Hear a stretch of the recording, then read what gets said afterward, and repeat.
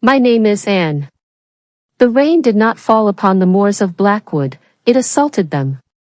It was a violent, driving deluge that turned the ancient, winding roads into treacherous ribbons of mud and slick cobblestone, a weather pattern native to this isolated stretch of the European continent where the Atlantic winds came to die against the cliffs. Inside the hired black sedan, the air was stale, smelling of damp wool and the driver's nervous perspiration. He had been gripping the steering wheel with white-knuckled intensity for the last hour, his eyes darting between the fog-blinded windshield and the rear-view mirror, as if the darkness behind us was gaining ground. I sat in the back, perfectly still, my gloved hands folded neatly in my lap, watching the familiar landscape blur into gray streaks. We were ascending. The estate of the House of Lawrence did not sit in the valley with the common folk, it perched atop the jagged spine of the Grimstone Ridge, a geographic anomaly that locals whispered was not a natural formation, but the petrified backbone of a beast slain in the era of myths. To the modern eye, it was merely a treacherous hill. To me, it was a graveyard. To my blood, it was a battery. Nasty night for a drive, Miss Sterling, the driver muttered, his voice cracking slightly as the car lurched over a pothole. He was trying to fill the oppressive silence, terrified by the looming silhouette that had just become visible through the storm. The stone prefers the rain, I replied softly, my gaze fixed on the horizon. It drinks. He didn't answer, likely chalking my comment up to the eccentricities of an academic.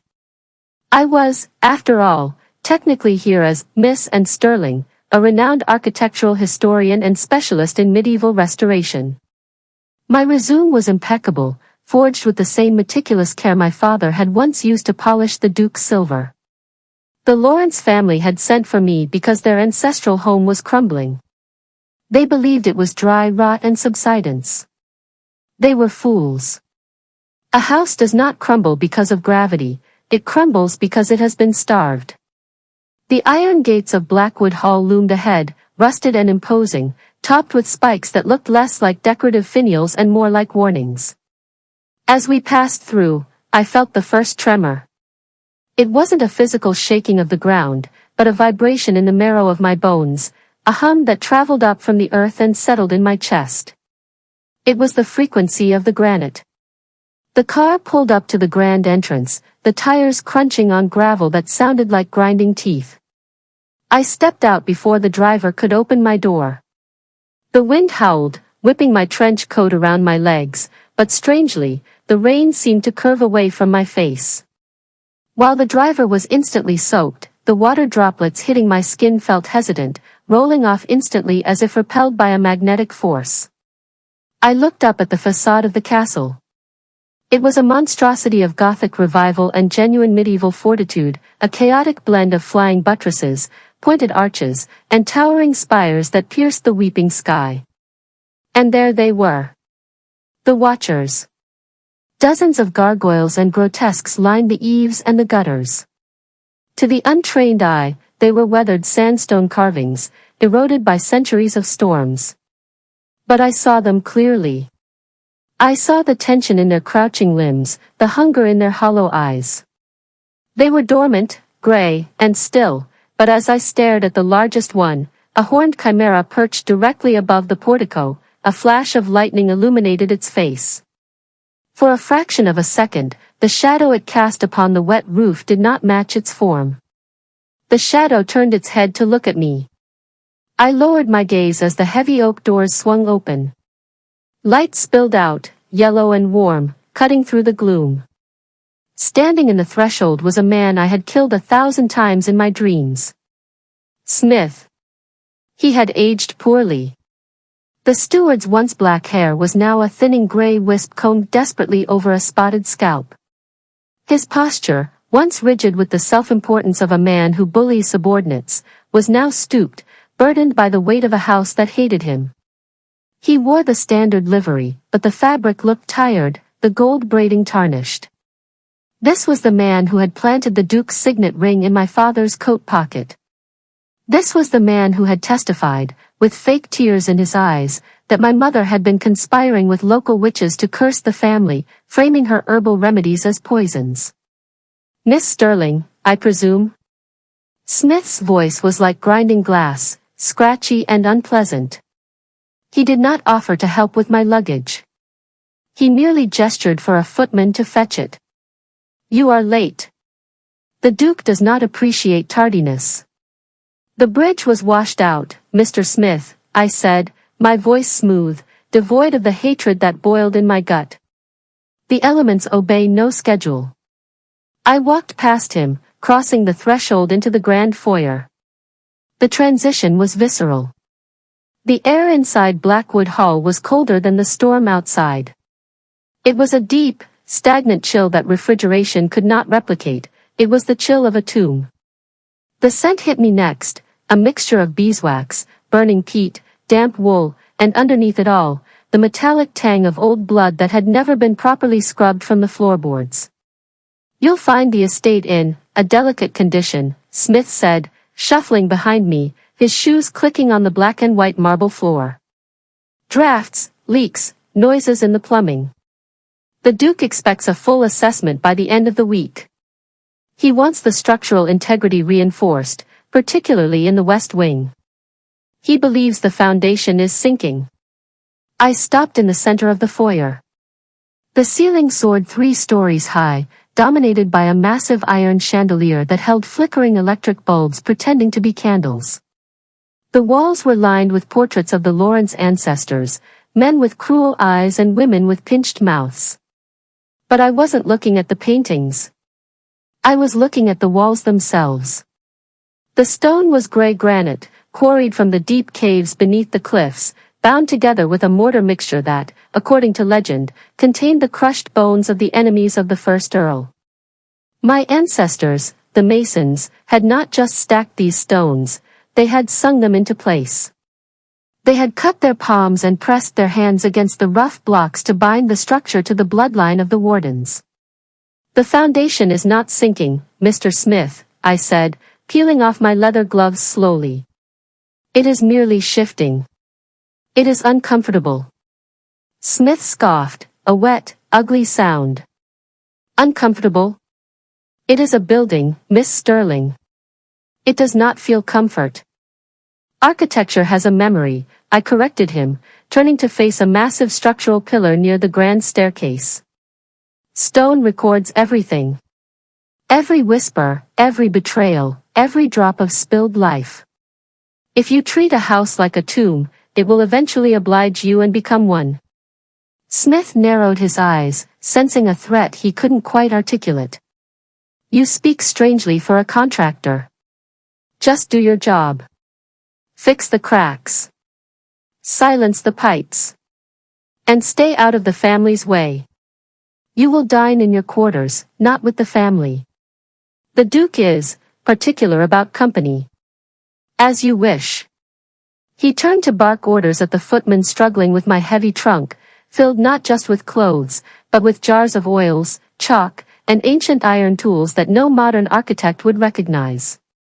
As Smith's back was turned, I stepped closer to the main pillar. This was the heart pillar.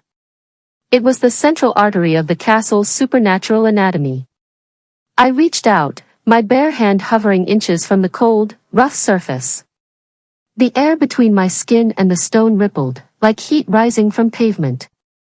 I could feel the thrumming energy inside, a frantic, starving pulse. The castle was alive, and it was in agony. It had been decades since a warden had touched it. It had been decades since the pact had been honored. The demons in the walls were waking up, not to protect, but to feed on the only things available, the occupants. I pressed my palm flat against the stone. The reaction was instantaneous. The dust motes dancing in the dim light suddenly froze and then scattered, rushing away from me as if blown by a gust of wind, leaving a circle of perfectly clear air around my body. The coldness of the rock did not seep into me, instead, warmth flowed from my hand into the pillar. I felt the house inhale. It was a psychic intake of breath, a shudder of recognition that ran up through the floorboards and into the vaulted ceiling. Smith stopped yelling at the footman. He looked around, confused. Did you feel that? Feel what?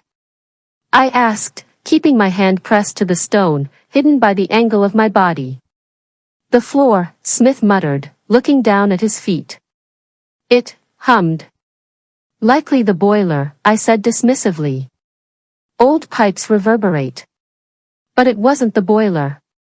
High above us, in the shadowed rafters where the light of the chandelier could not reach, the sound of stone grinding against stone echoed softly. It was the sound of a gargoyle shifting its weight. The house knew. The intruder, the usurper Smith, felt fear. But the house felt relief. I leaned in close to the pillar, my lips brushing the granite, close enough to taste the ancient dust. I closed my eyes and let the magic that had been dormant in my blood for 20 years surge forward, connecting with the ley lines of the estate. I am home, I whispered. The response was not a voice, but a sensation. The lights in the chandelier flickered violently, plunging the room into near darkness for a heartbeat before flaring back to life with an intensity that made the bulbs buzz. A low, deep rumble resonated from the very foundation of the earth beneath us, a sound so low it was felt in the teeth rather than heard by the ears. It sounded like the growl of a starving beast that had just smelled fresh meat. Smith grabbed the banister for support, his face draining of color. What in God's name was that? Is it an earthquake?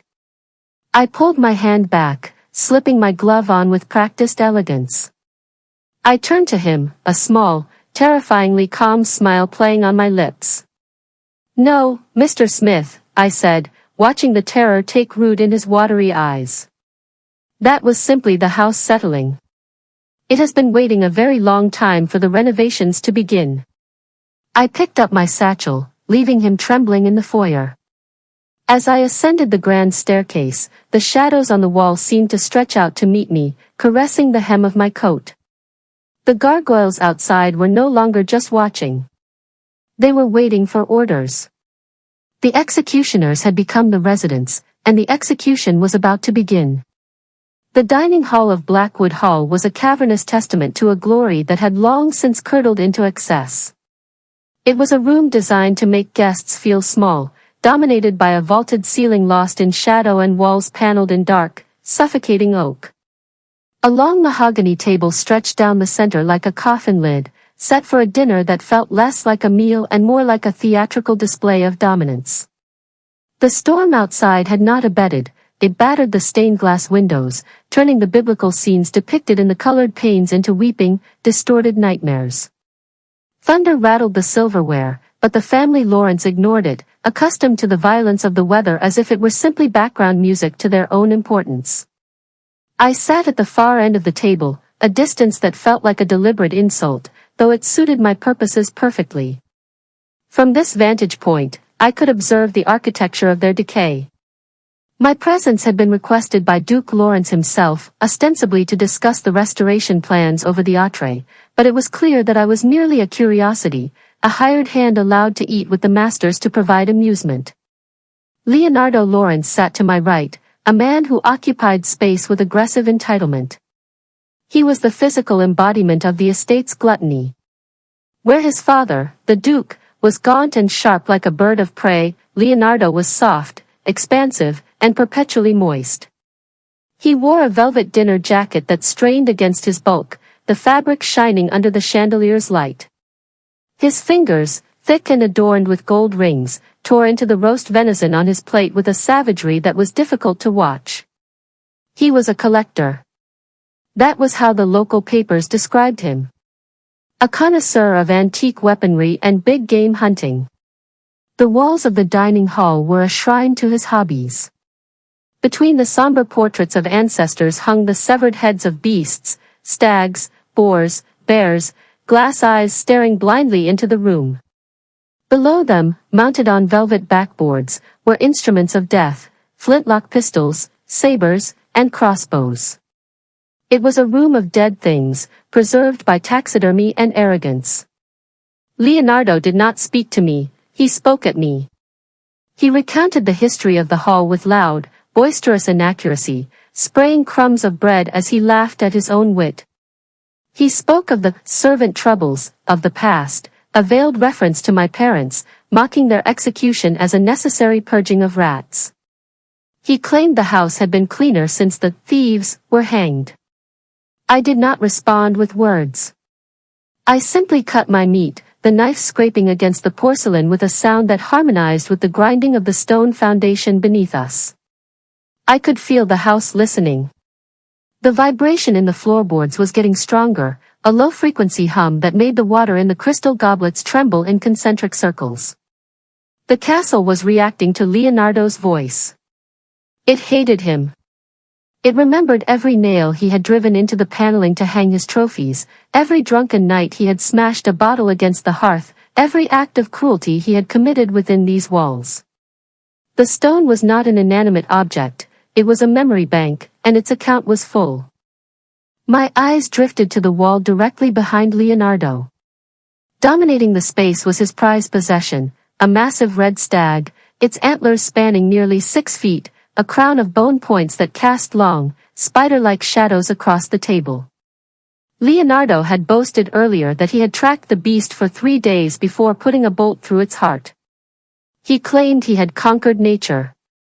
I took a sip of wine, tasting the metallic tang of the magic I was suppressing.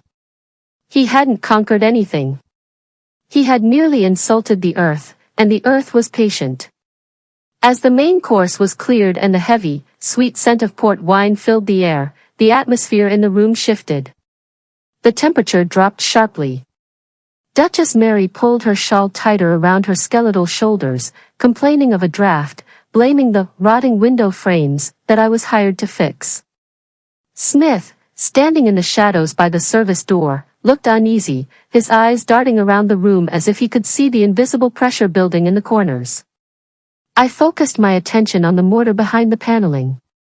I visualized the limestone dust, the horsehair binding, the ancient blood mixed into the cement. I reached out with my mind, not to break the wall, but to soften it. To make the solid matter pliable. Feed, I thought. The reaction was subtle at first. The eyes of the mounted boar on the north wall seemed to blink. A trick of the candlelight, surely. But then, the stag behind Leonardo exhaled. It was a sound like dry leaves rustling, a puff of stale, dusty air from a throat that had been stuffed with sawdust years ago. Leonardo didn't hear it over the sound of his own chewing. He was busy recounting a story about a fox hunt, laughing as he described the terror of the animal. The thrill, Leonardo bellowed, waving a fork loaded with meat, is in the moment the creature realizes it is outmatched. That look in the eye. That is power, Miss Sterling. That is the natural order. The strong eat, and the weak are meat. Indeed, I said, my voice barely a whisper, yet it cut through the room like a cold wind. But sometimes, the meat remembers it was once a beast. Leonardo paused, a frown creasing his oily forehead. He opened his mouth to retort, to assert his dominance, but the house denied him the chance. The lights in the chandelier surged, burning with a blinding white intensity before plunging the room into near darkness. Only the dying embers of the fireplace provided illumination, casting long, dancing shadows that twisted and writhed on the walls. In the gloom, the wall behind Leonardo groaned. It was the sound of wood splintering and plaster giving way. The heavy oak paneling warped, rippling like water. The mount of the great stag did not fall, it pushed forward. The taxidermy was no longer dead hide and glass, it was an extension of the castle's will. I watched, unblinking, as the rigid, preserved neck of the stag articulated with impossible fluidity. The beast dipped its head. The massive antlers, polished to a lethal shine, elongated. They grew like tree branches in a time-lapse video, the bone cracking and expanding, reaching out across the short distance between the wall and the master's chair. Leonardo dropped his fork. He tried to stand, sensing the movement behind him, but he was slow, weighed down by the heavy meal and his own lethargy. He turned, his face slack with confusion, just as the darkness solidified into a weapon. There was no scream. There was only the wet, sickening crunch of impact. The central tine of the stag's antler, as thick as a man's wrist and sharpened to a needle point, surged downward. It struck Leonardo under the chin, punching through the soft flesh of his throat, shattering the jawbone, and exiting through the top of his skull. The force of the blow was immense, pinning him instantly to the heavy oak table. The silence that followed was absolute. The lights flickered back on, dim and yellow. The scene was a grotesque tableau of the very violence Leonardo had worshipped. He was pinned to the wood, his arms twitching spasmodically, his eyes wide and fixed on the ceiling, seeing nothing. The stag's head had returned to its position on the wall, rigid and lifeless, though the antler remained extended, a bridge of bone connecting the killer to the trophy. The blood did not spray, it flowed, thick and dark, soaking into the tablecloth, dripping onto the expensive Persian rug. Duchess Mary stared, her mouth opening in a silent scream that refused to emerge. Smith dropped the decanter of port he was holding, the crystals shattering on the floor, the red wine mixing with the red blood. Duke Lawrence stood up, his chair clattering backward, his face a mask of incomprehension. An accident, I said into the silence. I did not stand up. I did not look away. I picked up my napkin and dabbed the corner of my mouth. The mounting bracket must have failed. A tragedy of structural fatigue. He's. The Duke stammered, pointing a shaking finger at his son, or what was left of him. He is part of the collection now, I observed, my voice devoid of empathy. I looked at the stag. The glass eyes were no longer blank. They glinted with a dark, satisfied intelligence. The house had taken its first bite. The iron taste in the air was stronger now, fueling the dormant magic in my veins. The hunger of the walls had abated, but only slightly. I stood up slowly, the movement graceful and controlled. I believe dinner is concluded. I suggest you call the authorities, Your Grace. Though I doubt they will find anyone to arrest. Gravity is difficult to prosecute. I turned and walked out of the dining hall, leaving them with their dead son and their growing terror. As I passed the threshold, I ran my hand along the doorframe. The wood felt warm to the touch, humming with a satisfied purr. One down. The symmetry of the castle required balance, and the scales were finally beginning to tip. Behind me, the first scream finally broke free from the Duchess's throat, a shrill, piercing sound that echoed through the stone corridors, music to the ears of the waking demons. The authorities came and went like a flock of confused starlings, pecking at the ground for worms that refused to surface. The local constabulary, men with thick mustaches and wet wool coats, spent 2 days pacing the dining hall, measuring angles and photographing the gruesome tableau of Leonardo's demise. They tapped the walls, shone flashlights into the hollow spaces behind the paneling, and scribbled in damp notebooks. In the end, they concluded exactly what I knew they would: it was a tragedy of neglect. A catastrophic failure of the mounting bracket, exacerbated by the structural vibrations of the storm.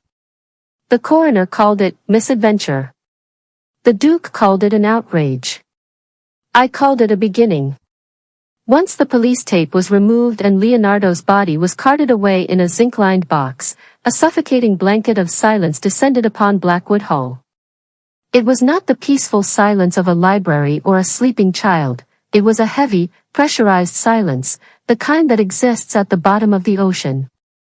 It pressed against the eardrums and made the air feel viscous, hard to breathe.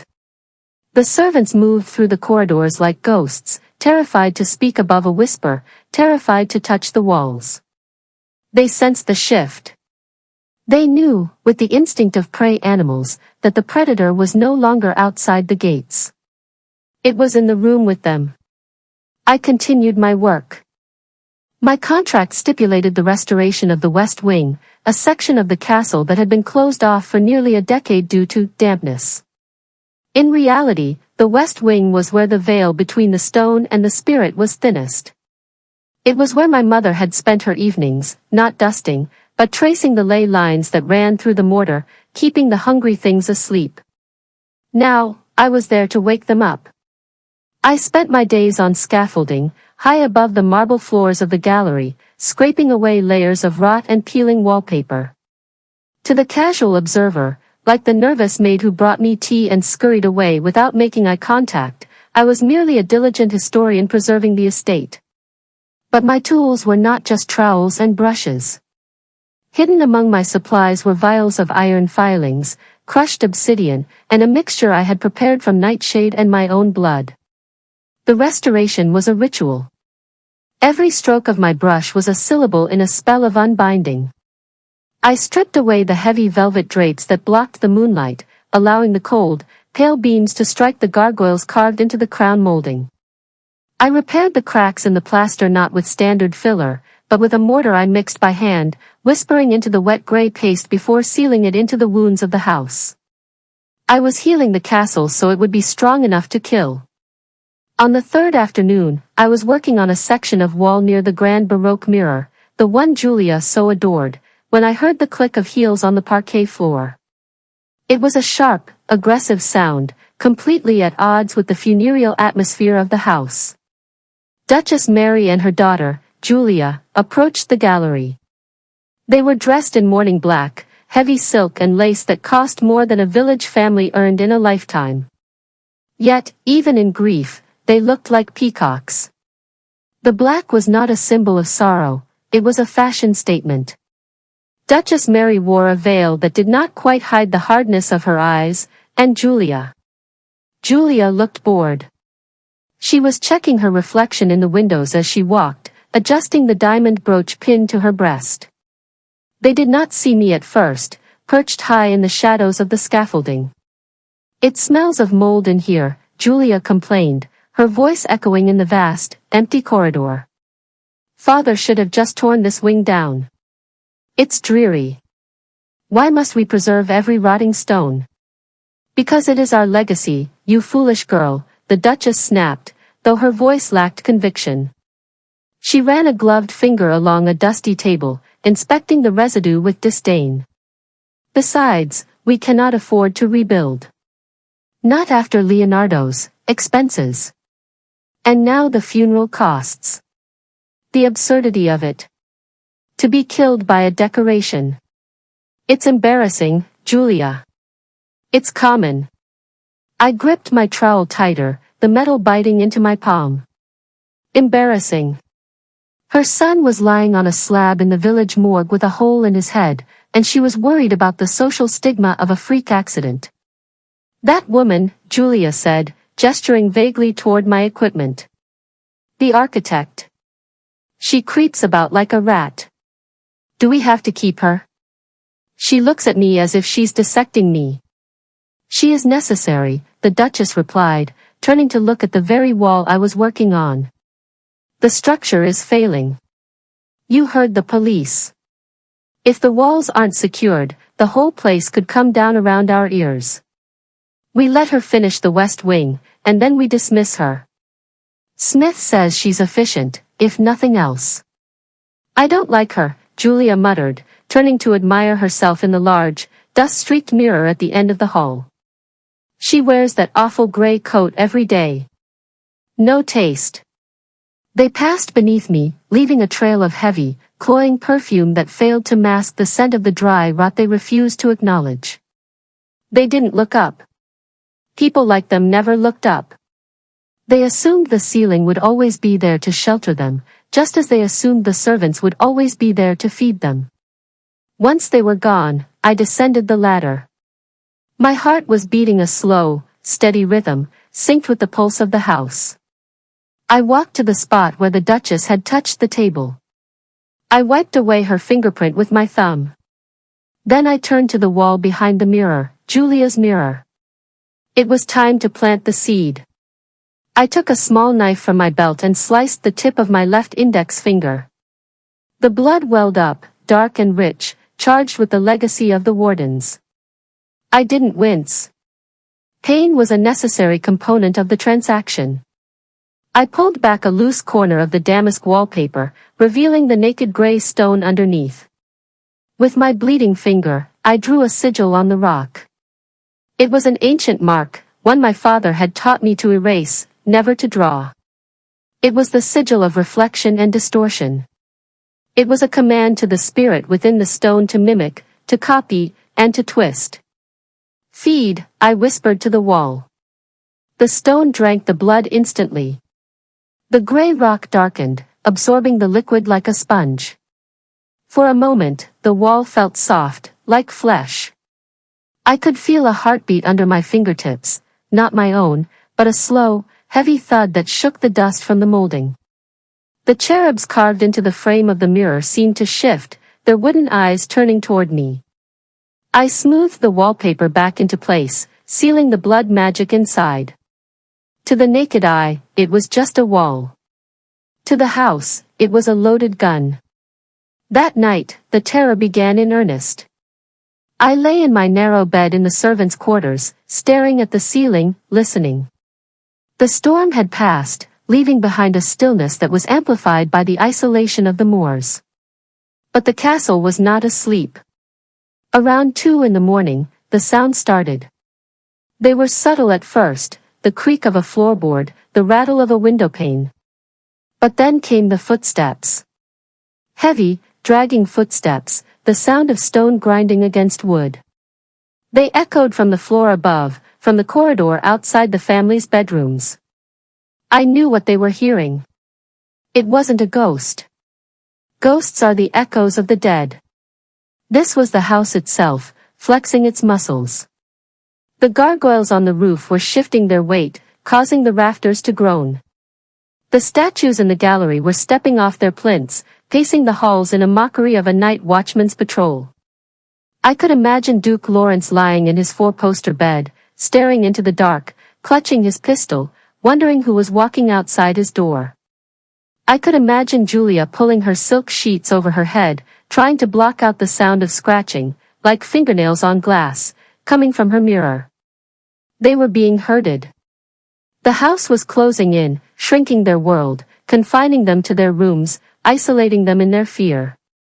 I closed my eyes and let the memory wash over me. It was always there, lurking behind my eyelids, waiting for the quiet moments to strike. 20 years ago. The courtyard was slick with rain, just like today. The gallows had been erected hastily, raw wood standing out against the ancient gray stone. My mother and father stood on the platform, their hands bound behind their backs with rough hemp rope. They looked so small. I was hiding in the cellar vent, peering through the iron grate, a terrified child with mud on her face. Duke Lawrence stood on the balcony, flanked by Smith and a younger, fatter Leonardo. He looked bored. He read the charges from a scroll, his voice booming over the sound of the rain. Theft of the heart ruby. Treason against the crown and the estate. Sorcery. My father didn't look at the Duke. He looked at the castle. He looked at the walls of the keep, which were vibrating, shedding mortar like tears. The gargoyles were twitching, their stone wings spreading slightly, ready to dive, to tear the Duke apart for threatening the wardens. The Duke thought my parents were crying out of fear of death. He smiled when he saw my father's lips moving. Begging for mercy, Mason? Lawrence had sneered. It is too late for that. But I knew the truth. I could hear my father's voice, carried by the wind, low and desperate. He wasn't speaking to Lawrence. He was chanting to the stone. Sleep, my father was begging. Sleep, brothers. Do not wake. Do not take them. The debt is not yours to collect. Sleep. He was saving them. Even with the noose around his neck, my father was performing his duty. He was using his final breaths to command the demons to stay in the walls, to prevent a slaughter. He knew that if the castle woke up in its rage, it wouldn't just kill the Duke, it would destroy the entire valley. My mother looked toward the vent where I was hiding. Her eyes found mine in the darkness. She didn't say, "I love you." She mouthed one word, a command that would define the rest of my life. Run. Then the trapdoor dropped. The snap of the rope was a sound that broke the world. And in that moment, the house screamed. A stone cornice from the east tower fell, shattering on the cobblestones just feet from the Duke. The Lawrence family thought it was a near miss, a coincidence. They didn't know it was a warning shot. They didn't know that by hanging the wardens, they had broken the lock on the cage. I opened my eyes in the dark servant's room. The memory receded, leaving me cold and hard. You saved them, Father, I whispered to the empty air. You held the wall back because you were a good man. You believed in duty. I sat up, swinging my legs out of bed. I walked to the window and looked out at the moonlit courtyard, at the spot where the gallows had stood. The stone pavers there were still darker than the rest, stained by a shadow that refused to bleach out in the sun. But I am not a good man, I said, my reflection in the glass looking back at me with eyes that were as hollow as the gargoyles above. I am not a warden. I am the demolition crew. Above me, in the west wing, the sound of the scratching grew louder. It was coming from Julia's room. The sigil was working. The mirror was waking up. The house was hungry again, and it preferred its meals vain and beautiful. Tomorrow, the restoration would continue. And tomorrow, the mirror would show Julia something far more honest than her own reflection. The morning of Leonardo's funeral brought with it a suffocating scent of lilies that permeated every corner of Blackwood Hall. The flowers had arrived by the truckload, white and waxy, their cloying perfume masking the underlying odor of damp stone and old decay. The house was dressed in mourning black, crepe draped over the portraits and ribbons tied to the banisters, but the atmosphere was not one of sorrow. It was a performance. The Lawrence family did not grieve, they staged tragedies. The death of the heir was an inconvenience to the lineage, a blemish on the record, and the funeral was the public relations exercise designed to smooth over the unsightly cracks. I moved through the corridors like a shadow, my presence rendered invisible by the gray work coat I wore. To the nobility, the help our furniture, functional, occasionally irritating, but ultimately devoid of soul. I was merely part of the background, no more significant than the wainscoting I was supposedly repairing. This invisibility was my greatest weapon. It allowed me to observe the predator in its natural habitat, preening before the slaughter. Julia Lawrence was the centerpiece of today's production. While her mother, the Duchess, was sedated in her chambers, weeping theatrically into lace handkerchiefs, Julia was in a state of frantic, narcissistic preparation. I found her in the upper gallery of the West Wing, berating a young maid who was trembling so violently she nearly dropped a tray of hairpins. Julia was a creature of sharp angles and polished surfaces. She was undeniably beautiful, but it was a beauty that felt manufactured, cold to the touch like a diamond. She stood before a tall window, holding a black veil up to the light, inspecting the weave for imperfections. She was not concerned with whether the veil showed respect for her dead brother, she was concerned with how the filtered light would cast shadows on her cheekbones. "It's too opaque," Julia snapped, throwing the delicate fabric onto the floor. "I look like a widow, not a sister. I need something sheer. I need them to see my eyes. What is the point of crying if no one can see the tears?" She turned and saw me standing by the wall, a chisel in my hand. Her lip curled in a reflex of disgust. To her, I was dirt. I was the stone dust that ruined her hem. "You," she said, her voice sharp and imperious. "Why are you still hammering away? My brother is being put in the ground today. Have you no respect for the silence of this house?" "Structure does not pause for grief, Miss Lawrence," I replied, my voice level and calm. "The vibrations from the storm have weakened the lintels. I am ensuring the West Wing is safe for occupancy." "Safe?"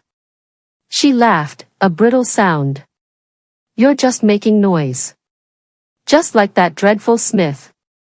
Useless, the lot of you. Once I am in charge of this estate, things will be different. I'll have this entire wing gutted. Too many old things. Too many eyes." She shivered slightly, glancing at the walls as if she felt the gaze of the masonry. She was more perceptive than her brother, though she lacked the intelligence to understand what she was sensing. She felt the judgment of the house, but she mistook it for a draft. "I would advise caution with the mirrors, Miss Lawrence," I said, lowering my eyes in mock deference. "Antique glass can be unpredictable under stress." "Stick to your bricks, Mason," she sneered, turning on her heel. "I have to dress. And try to be invisible. The guests are arriving." She swept past me, her silk morning dress rustling like dry leaves. I watched her go, feeling the pulse of the house quicken. She was heading to her suite. She was heading to the trap. I did not follow her. I didn't need to. I had already prepared the stage. The blood sigil I had painted behind the wallpaper of her vanity mirror was dry now, cured into the stone. It was a beacon, a command that linked the reflective glass to the granite heart of the castle. The house was awake, and it had developed a particular taste for vanity. I went down to the great hall, where the guests were gathering. I stood in the shadows of the organ loft, closing my eyes, tuning out the low murmur of the aristocracy to listen to the frequency of the stone. I could feel the layout of the castle in my mind, a three-dimensional map of stress lines and load-bearing walls. I focused on the second floor. The west wing. The master suite. I felt Julia enter the room.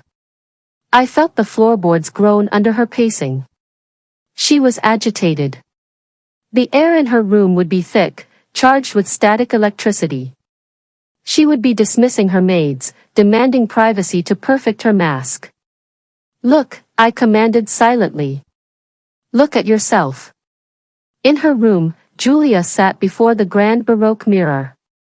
It was a masterpiece of 18th century craftsmanship, the frame carved from dark walnut and heavy stone, depicting a scene of cherubs, putty, frolicking in a garden. Usually, the stone infants were smiling, their chubby cheeks rounded in eternal joy.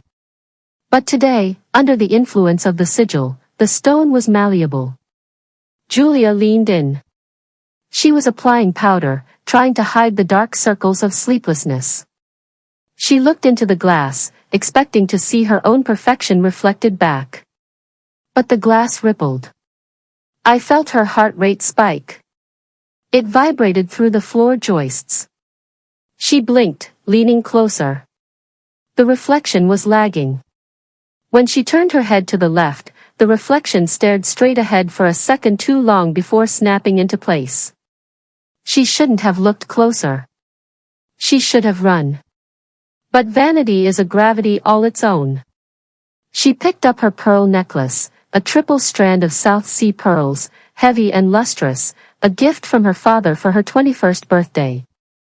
She fastened the clasp around her throat, admiring the way the creamy gems contrasted with her pale skin and the black dress.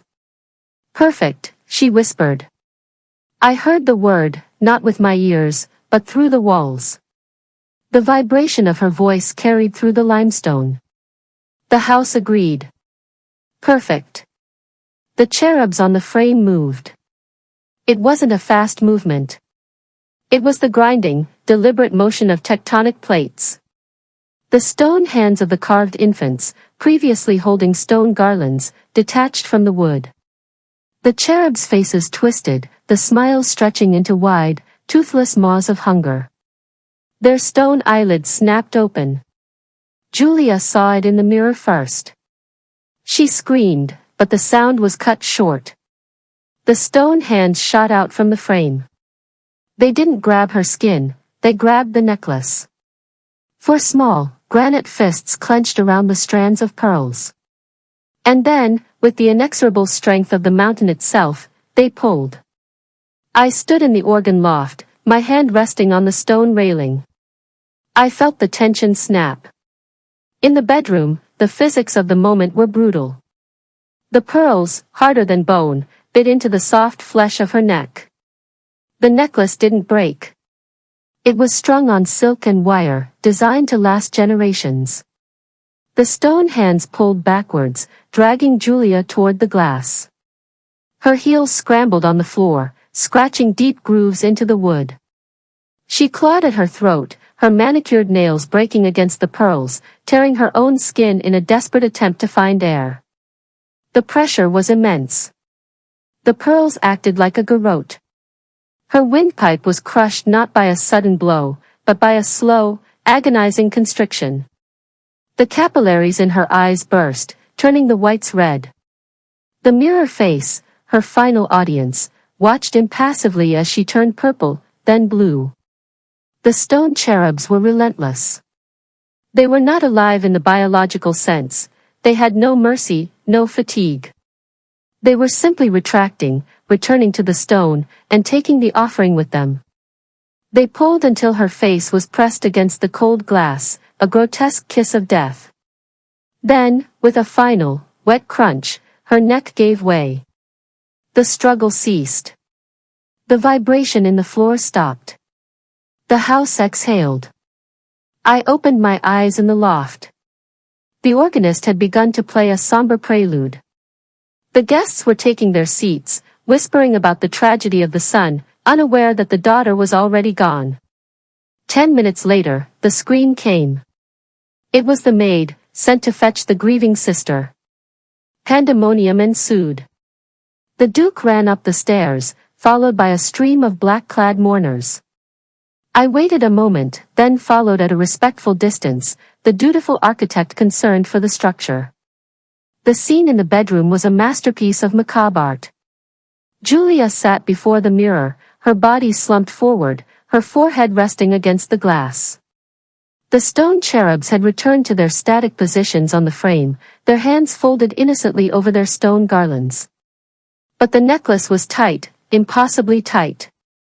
The pearls were embedded so deeply into her neck that they looked like a natural growth, a parasitic ring of white tumors that had choked the life out of her. Her face, reflected in the mirror, was frozen in a mask of absolute horror, her eyes wide and bloodshot, staring forever into her own dead gaze. She had died looking at herself. It was exactly what she would have wanted, in a twisted sense. She was the center of attention. She was tragic. She was beautiful in the way only the dead can be, still, silent, and flawless. She strangled herself, Duke Lawrence whispered, backing away, his face the color of ash. The necklace, it's too tight. How could she do this? Grief, a murmur went through the crowd. Madness. The strain was too much. I stood in the doorway, my face a mask of professional concern. I looked at the mirror. The cherub on the top right seemed to wink, a trick of the light, of course. Or perhaps, a thank you. A terrible tragedy, I said softly to the weeping maid beside me. It seems the weight of her inheritance was too heavy to bear.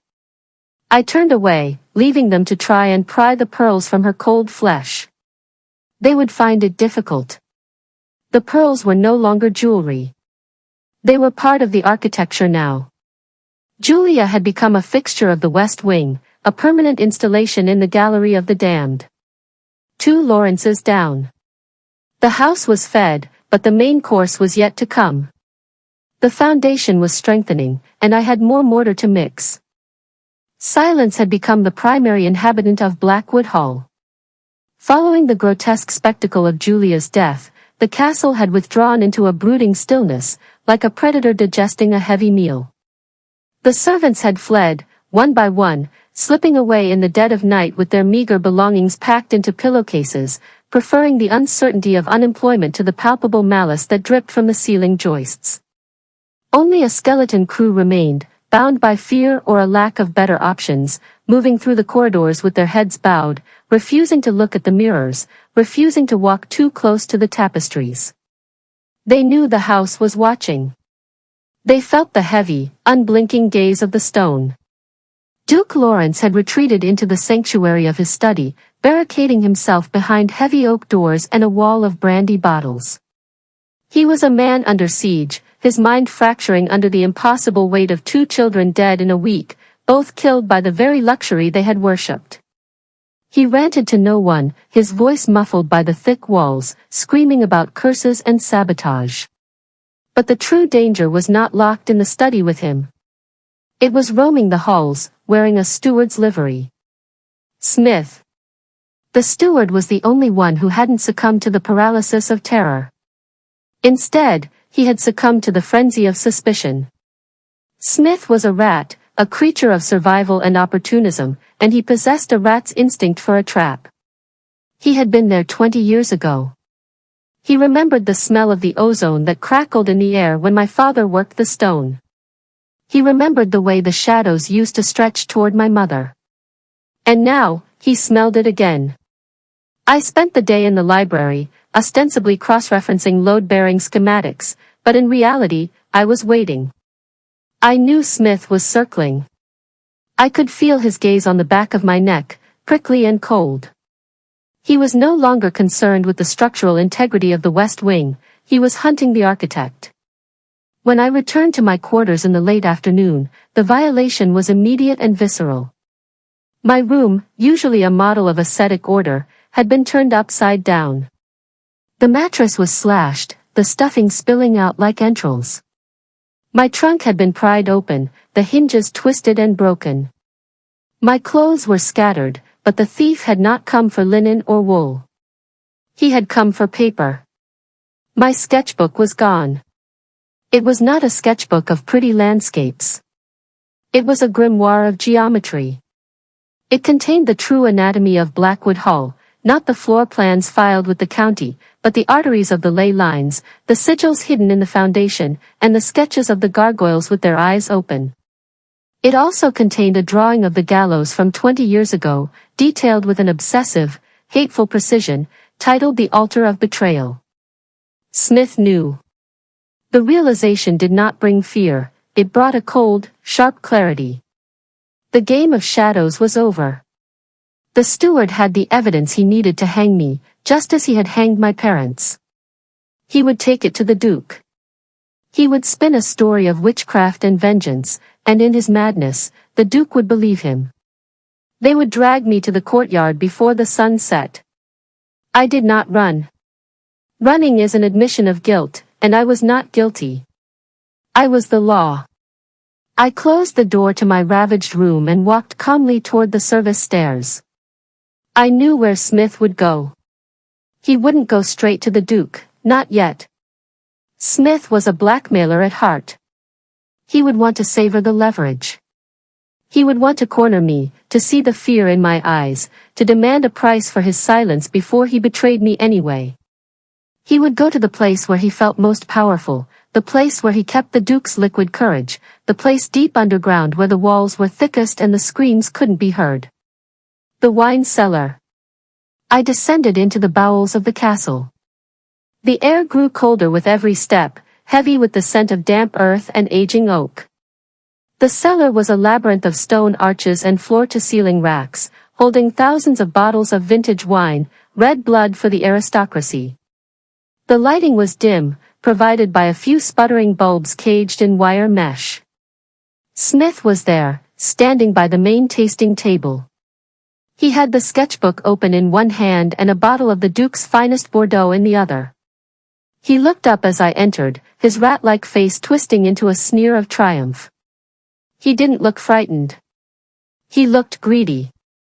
I knew it, he rasped, his voice echoing off the vaulted ceiling. He waved the book in the air. I knew there was something familiar about you.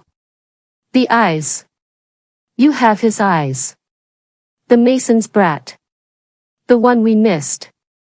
I stopped 10 paces from him, standing directly under the central archway of the cellar. You didn't miss me, Smith. You ignored me. You thought a child was of no consequence. That was your first mistake. And your mistake was coming back, he spat, taking a step forward. Did you think you could just dismantle the house brick by brick? I have the proof right here. Witchcraft. Sabotage. The Duke will flay you alive. Unless. He paused, his eyes raking over me with a disgusting familiarity. Unless we come to an arrangement. I've always been a pragmatic man, Miss Sterling. Or whatever your name is. He thought he was in control. He thought the stone walls around us were just walls. He didn't understand that he was standing inside a stomach. You forged the evidence against my father, I said, my voice low and steady, vibrating with the hum of the earth. You put the ring in his pocket. You whispered lies to the Duke. You wanted his position. You wanted the keys to the cellar. He was a roadblock. Smith shouted, his bravado cracking slightly. He and your mother, with their mumbling and their rituals. They thought they owned the place. I merely expedited their departure. And look at me now. I am the master of this house in all but name. You are a parasite, I corrected him. And the host body is beginning to fever. I slowly removed my gloves. Smith flinched, expecting a weapon, but I held nothing but my bare hands. I raised them, palms facing the floor, fingers splayed. What are you doing? He snarled, backing up until he hit the heavy oak table. Stop that. I'll scream. I'll bring the guards. Scream, I whispered. The stone listens better than the guards. I slammed my hands together. It wasn't a clap, it was a trigger. The cellar reacted instantly.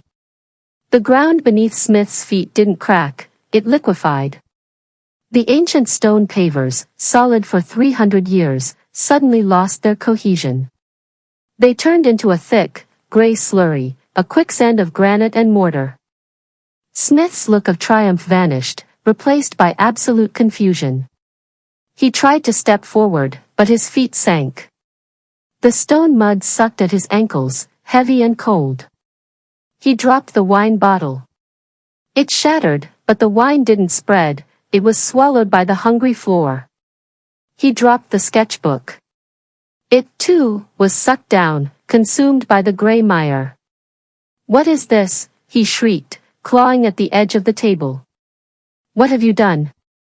I am simply returning the house to its natural state, I said, watching him sink to his knees. Stone is fluid, Smith. It flows like time. It flows like blood. He pulled at the table, but the table was sinking too. The legs were being eaten by the floor. He tried to pull his legs free, but the suction was immense. It was the grip of the earth itself. He was waist-deep now, thrashing like a drowning man in a sea of concrete.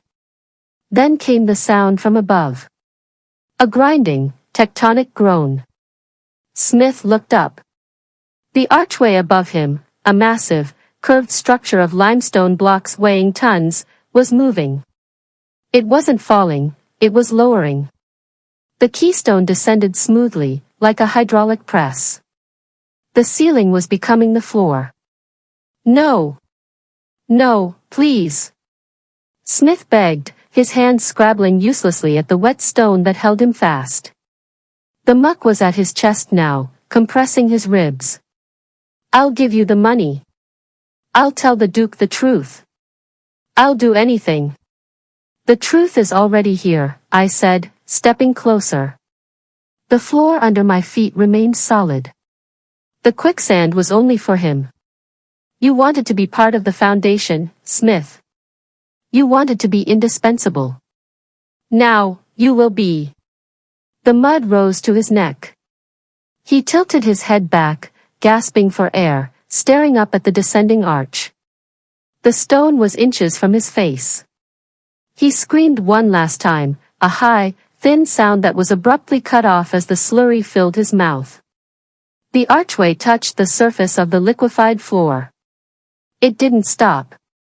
It pressed down, forcing Smith's body deep into the sub-foundation, grinding him down, compacting him into the bedrock. There was no blood. There was no mess. Just the wet sound of displacement, and then, silence.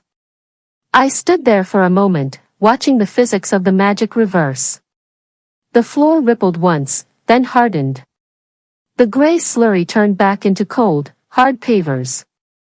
The archway slowly retracted, grinding its way back up to its original position in the ceiling. The cellar looked exactly as it had 10 minutes ago. There was no sign of a struggle. No body. No sketchbook. Even the shattered wine bottle had been absorbed. The only thing remaining on the floor, sitting innocently in the center of a stone paver, was a set of keys. The keys to the house. Smith was gone. He hadn't just died, he had been erased. He was now part of the insulation, a pocket of organic matter compressed between the geologic layers of the castle. He was finally supporting the house he had tried to steal. I walked forward and picked up the keys. They were cold. I wiped a speck of gray dust from the brass ring. "Thank you for your service," I whispered to the floor. I turned and walked back up the stairs. The air felt lighter. The house felt stronger. The rot of the betrayal had been excised. Now, only the head remained. The Duke and the Duchess. The King and Queen of this decaying kingdom. The restoration was nearing its completion, and the final coat of paint would be red. The disappearance of Smith was not marked by a search party or a police inquiry. In the crumbling sanity of Blackwood Hall, his absence was simply accepted as another symptom of the rot, a rat abandoning a sinking ship before the water finally breached the hull. Duke Lawrence and Duchess Mary did not ask me where he had gone. They were past the point of rational curiosity.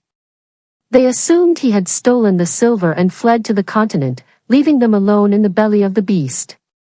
They were wrong, of course. Smith had not fled. He was closer to them than ever, his essence compacted into the subflooring of the wine cellar, a permanent, silent buttress supporting the very weight of their arrogance. The house was now quiet in a way that felt predatory. The silence was not empty, it was heavy, pressurized, filled with the static charge of a storm that refused to break. I moved through the corridors with the keys to the kingdom jingling softly in my pocket, the metal warm against my hip. The restoration was no longer a disguise, it was a ritual entering its final, most critical phase. The West Wing was awake. The dining hall was consecrated in blood. The cellar was sealed. Now, only the heart remained. I spent the morning in the great library, a towering cathedral of knowledge that the Lawrence family used only for display.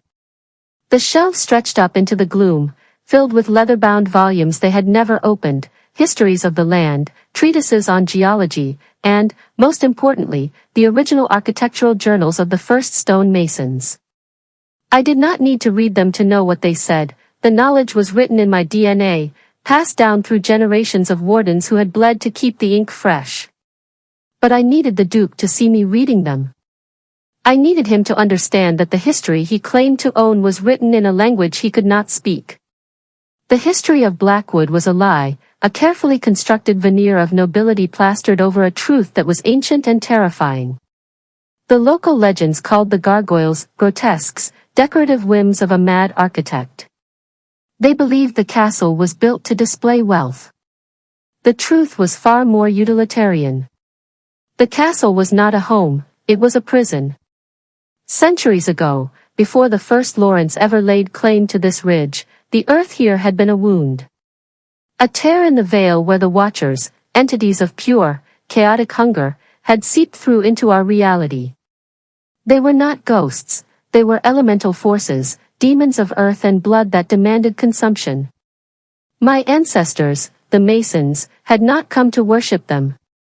They had come to bind them. They had sung the stone from the quarry, mixing the mortar with iron and salt, trapping the entities inside the rock, freezing them into the shapes of twisted beasts.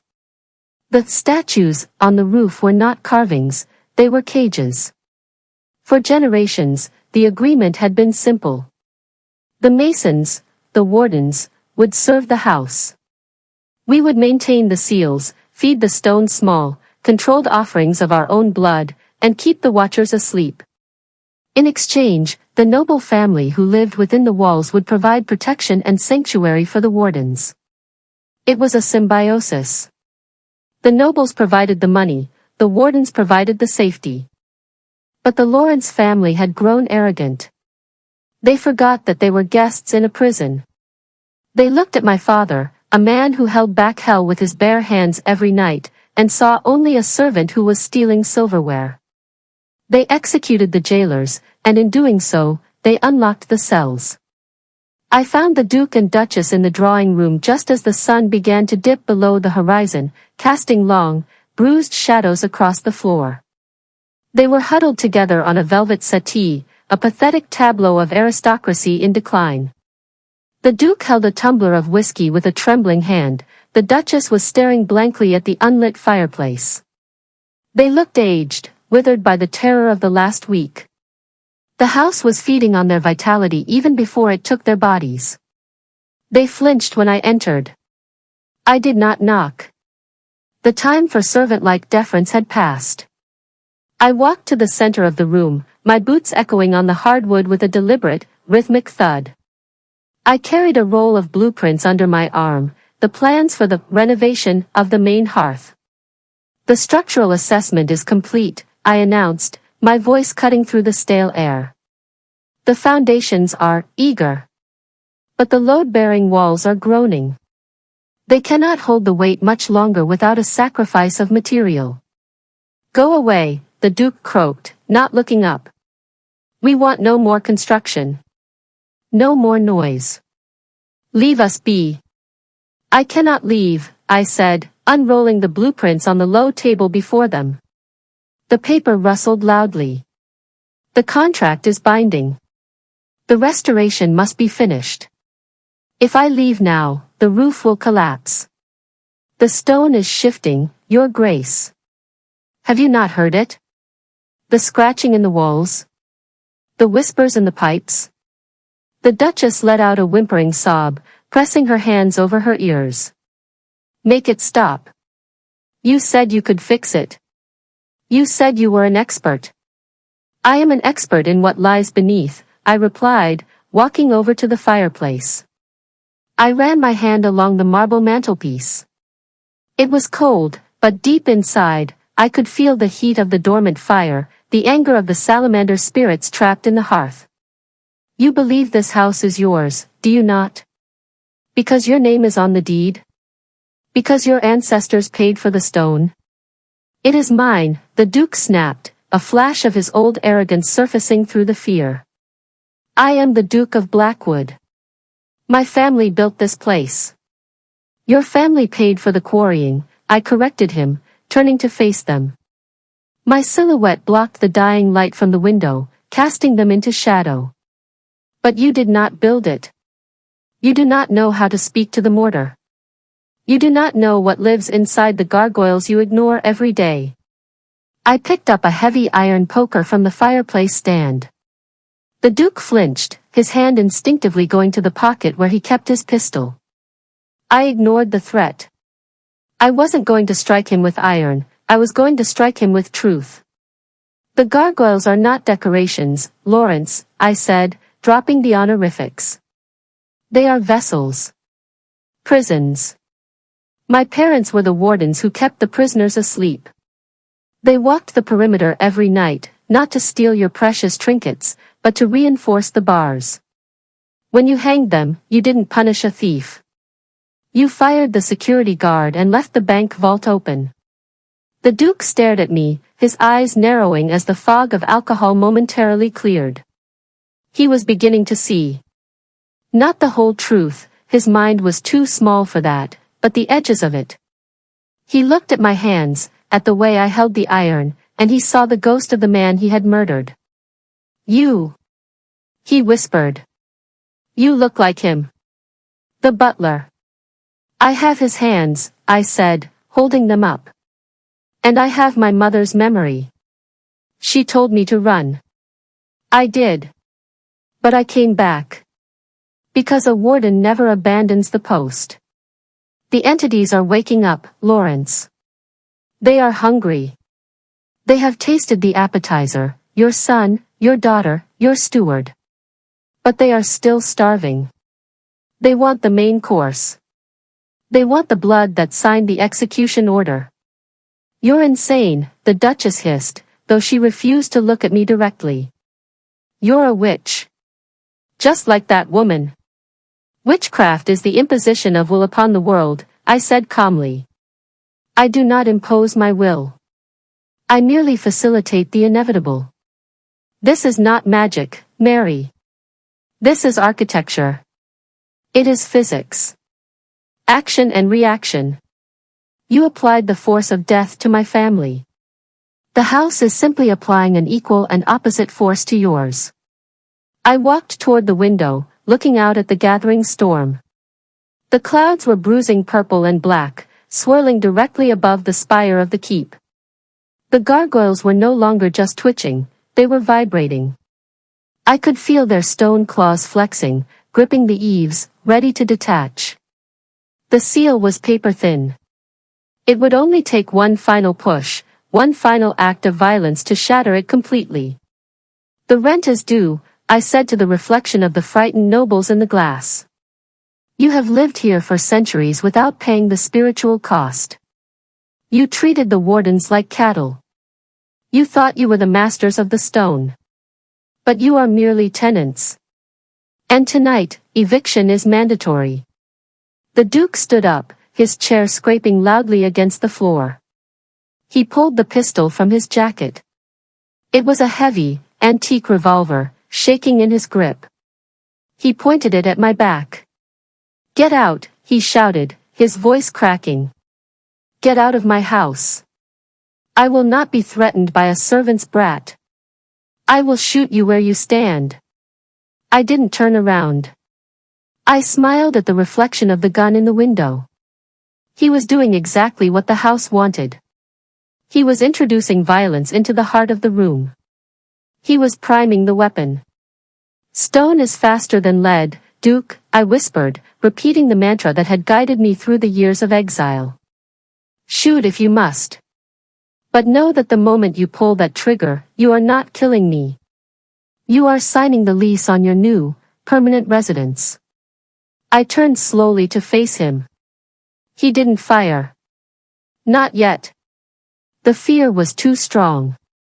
He was paralyzed by the dawning realization that he was totally, utterly outmatched. He wasn't fighting a woman. He was fighting the building he stood in. The storm is coming, I said softly. The final restoration begins at midnight. I suggest you dress for the occasion. The house prefers its victims in their finest. I walked past the gun, past the trembling Duke, and out the door. He didn't stop me. He couldn't. The shadows in the corners of the room had stretched out to grab his ankles, holding him in place. As I walked down the corridor, I heard the Duchess begin to weep again, a sound of hopeless, grinding despair. I climbed the stairs to the highest tower, the place where the heart of the keep beat the loudest. The wind whipped my hair across my face, carrying the scent of rain and ozone. I placed my hand on the cold, wet stone of the parapet. Soon, I promised the watchers. Soon you will feast. The preparation was complete.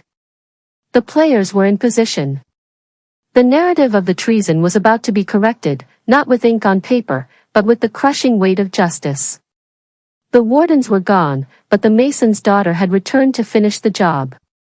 Tonight, the house would not just be restored, it would be reborn. And the mortar would be fresh and red. The witching hour had arrived, not heralded by the chiming of a clock, but by the cessation of all natural sound. The wind outside, which had been battering the slate roof for hours, suddenly held its breath. The rain stopped its assault against the glass. Even the settling groans of the timber joists ceased. The silence was absolute, a vacuum created by the massive intake of breath before a scream. I stood in the great hall, a cavernous space dominated by shadows and the smell of cold ash. The servants had long since fled to their quarters or the village, sensing the predatory shift in the atmosphere. The Duke and Duchess were barricaded in the drawing room, clutching their brandy and their firearms, believing that locked doors could keep out the architect of their demise. They did not understand that the threat was not walking through the doors, it was the doors. My destination was the grand fireplace. It was a monstrous structure of black basalt, carved into the shape of a dragon's maw, large enough to roast a whole ox. It was the architectural anchor of the castle, the central point from which all the ley lines radiated like spokes on a wheel. To the Lawrences, it was a source of heat. To the Wardens, it was the entrance to the engine room. The fire had died down to a bed of sullen, glowing coals that pulsed with a rhythm independent of the airflow. I stepped over the iron grate, my boots crunching on the soot. The heat was intense, singing the hem of my coat, but I did not flinch. The blood of the masons runs cool, fire recognizes its masters. I reached up to the mantle, my fingers searching for the mechanism. It was not a lever or a hidden switch, such things were for storybooks. The lock was sonic. It required a specific frequency to open, a vibration that matched the resonance of the basalt. I placed my palm against the dragon's carved eye and hummed. It was a low, dissonant note, a sound that vibrated in the back of the throat and traveled through the bone of the skull. The stone shuddered. There was no grinding of gears, only the wet, sliding sound of rock moving against rock, lubricated by centuries of soot. The back of the fireplace, a slab of iron-reinforced stone weighing 2 tons, swung backward into the dark. I stepped through the fire and into the throat of the beast. The passage behind the hearth was narrow, suffocating, and smelling of ozone and ancient dried copper.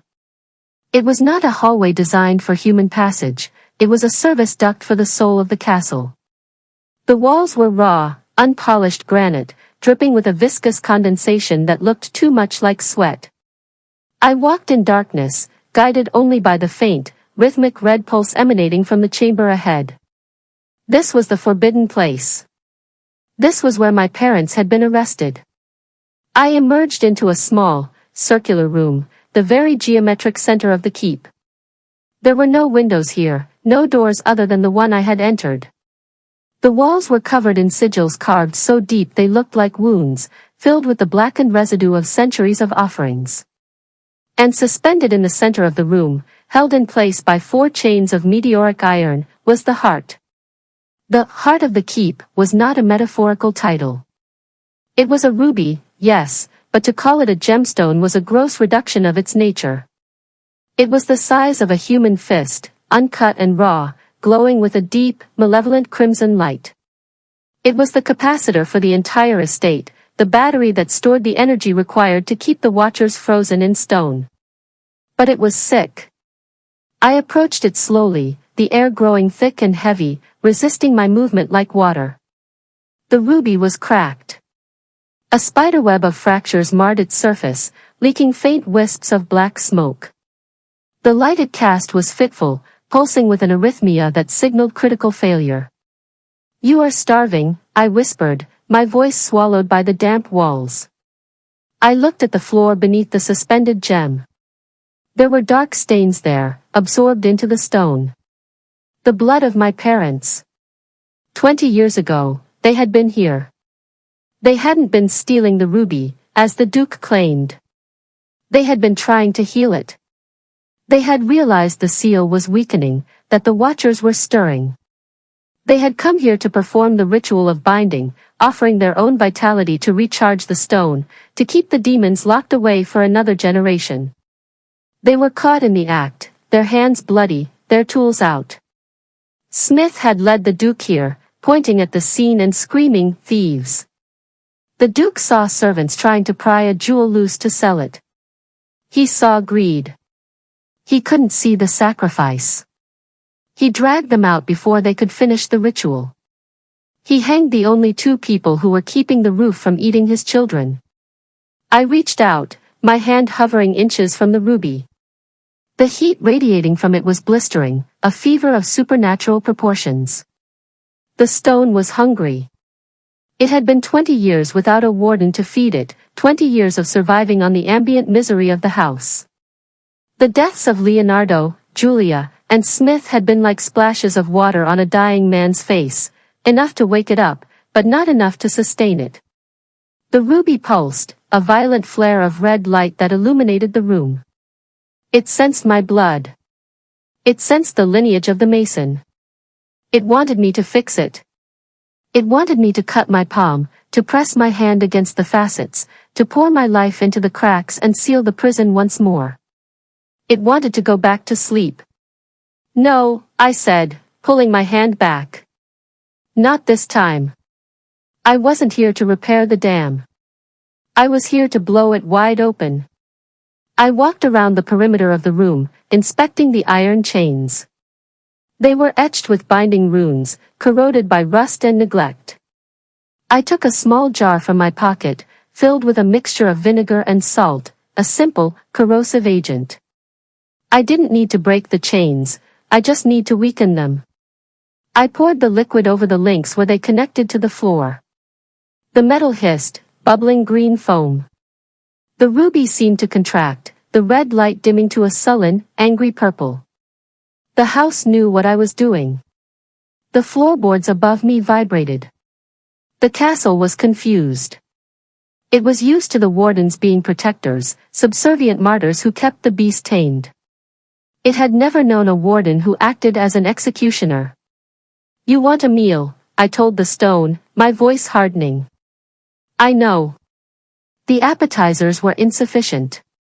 Leonardo was spoiled meat. Julia was hollow. Smith was gristle. You need something substantial. You need the architects of the betrayal. I looked at the cracks in the gem. They were widening. The entity trapped inside the mineral structure was pushing out. This was not just a battery, it was a gate. And the gate was hanging by a hinge. The king's blood, I whispered, referencing the old lore. The head of the house for the heart of the keep. The energy in the room shifted. The ruby's pulse synchronized with my own heartbeat. It understood. The deal was struck. I would not seal it. I would not suppress the demons. I would guide them. I would direct the hunger of the castle toward the specific biosignatures of Duke Lawrence and Duchess Mary. In exchange, the house would spare me. It would recognize me not as a servant, but as the master. I reached into my coat and pulled out two objects I had stolen from the rooms of the Duke and Duchess earlier that week, a silver cufflink with the Lawrence crest and a lock of hair from Mary's brush. Personal concerns. Tag locks. I threw them at the suspended ruby. They didn't hit the stone and bounce off. As they neared the gem, the red light flared and consumed them. The silver melted instantly in midair, the hair incinerated.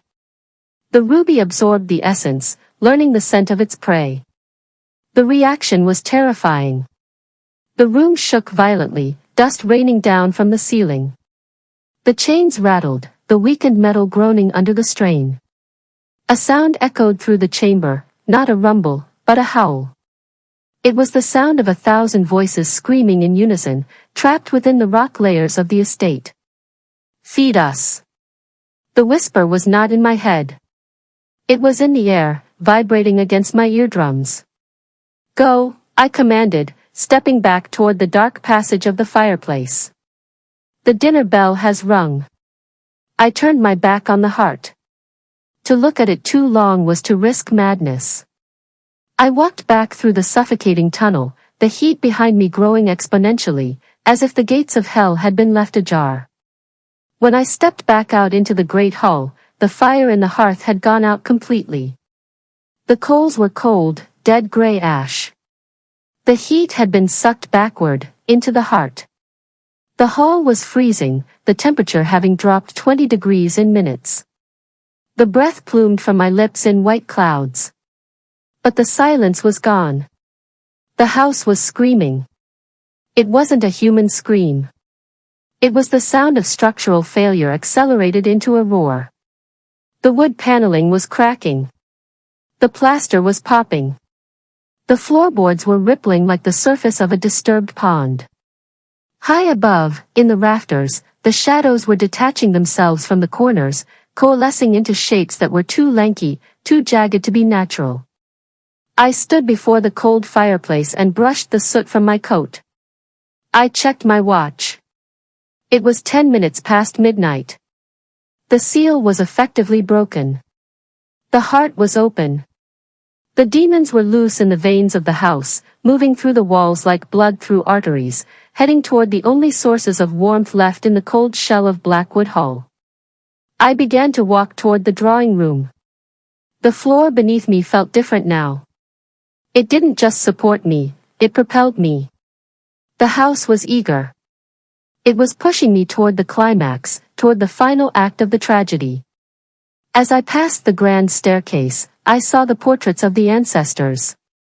Their eyes had changed. The paint had run, turning their dignified gazes into weeping black streaks. The house was rejecting its history. It was shedding the Lawrence skin to reveal the monster underneath. I reached the heavy double doors of the drawing room. I could hear them inside, the Duke shouting, the Duchess sobbing. They sounded small. They sounded like mice in a grain silo that had just caught fire. I didn't reach for the handle. I didn't need to. I laid my hand flat against the wood paneling of the doorframe. Knock, knock, I whispered. The wood rot accelerated instantly under my palm. The varnish bubbled and peeled. The integrity of the doorframe disintegrated, the wood turning to dust. The heavy doors, no longer supported by their hinges, fell inward with a thunderous crash, slamming against the floor of the drawing room and sending a cloud of ancient dust billowing into the sanctuary of the Duke. I stepped through the ruin of the doorway, silhouetted by the darkness of the hall behind me.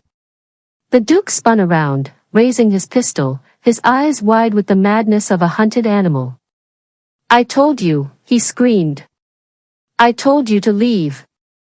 "I am not here," I said, my voice calm, carrying over the groaning of the walls.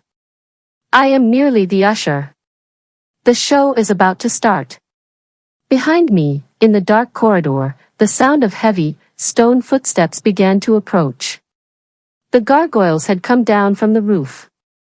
The heavy oak doors of the drawing room lay in splintered ruin at my feet, their fibers unraveled by the accelerated decay I had commanded. The dust settled slowly, hanging in the air like a shroud, illuminated only by the violent, strobe light flashes of the lightning storm that raged outside the tall windows. The power had finally failed, the generator in the basement likely choked by the same shifting foundation that was rearranging the rest of the estate. The room was plunged into a suffocating gloom, broken only by the manic flickering of a single candelabra on the mantel, a feeble, trembling light against the encroaching dark. Duke Lawrence stood in the center of the Persian rug, his silhouette jagged and trembling. The antique revolver in his hand was leveled at my chest, the barrel shaking so violently that the sight drifted in erratic circles.